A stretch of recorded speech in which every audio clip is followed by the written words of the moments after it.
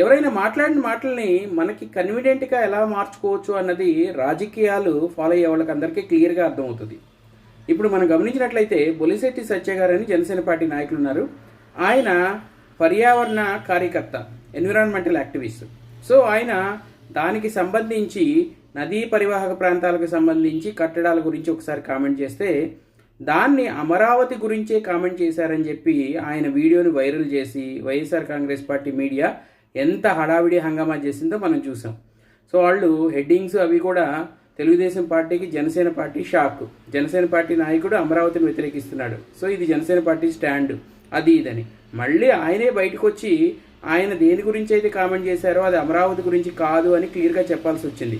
అలాగే విశాఖ స్టీల్ ప్లాంట్కి కూడా ఆయన మాట్లాడిన వీడియోని 2 ముక్కలు చేసి అసలు విషయం వదిలేసి కార్మిక సంఘాలను ఆయన మీద రెచ్చగొడటానికి ట్రై చేస్తుంది వైఎస్ఆర్ కాంగ్రెస్ పార్టీ మీడియా.